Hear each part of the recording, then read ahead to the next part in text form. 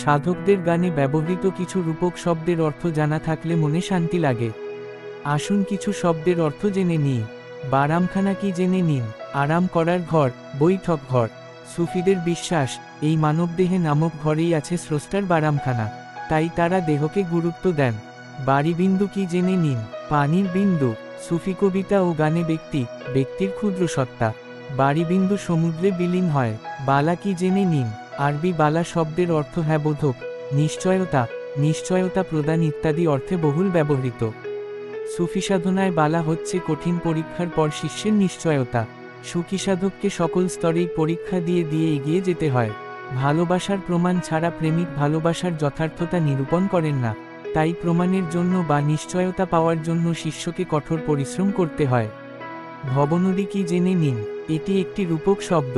ভব বা পৃথিবীকে নদীর সঙ্গে রূপকার্থে বিবেচনা করা হয়েছে। ভবনদী পাড়ি দিব কেমনে, এমন বাক্য বাংলা গানে হরহামেশাই চোখে পড়ে। বাউলরা দেহকে ভব এবং দেহের ভেতরে প্রবাহিত বিভিন্ন ধারাকে নদী মনে করেন। ভান্ডমাঝার কি জেনে নিন। বাউল, সুফিরা দেহকে ভাগ বা দেহভাণ্ড বলে। তারা বলেন, যা আছে ব্রহ্মাণ্ডে তা আছে দেহভাণ্ডে। দেহের মাঝে স্রষ্টার বাস বলে তারা দেহকে তাদের সাধনায় সবিশেষ গুরুত্ব দিয়ে থাকেন। ভাণ্ডার কি জেনে নিন। সাধারণ অর্থে যেখানে কোনো জিনিসপত্র রাখা হয় সেটাকেই ভাণ্ডার বলা হয়।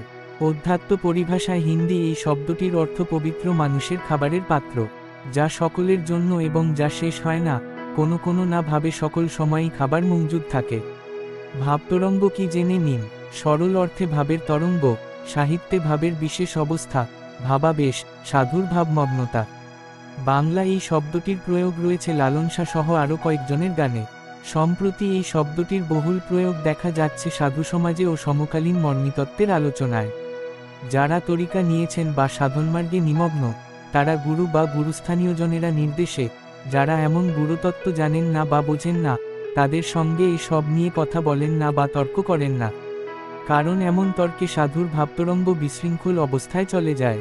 এমন উল্টোপথের কোনো মানুষের সঙ্গে তর্কে লিপ্ত হলে ভাবের আবেশটি কয়েক ঘন্টা এমনকি কয়েক দিন পর্যন্ত অশান্ত থাকে, যা সাধুর ইবাদতের জন্য ক্ষতিকর।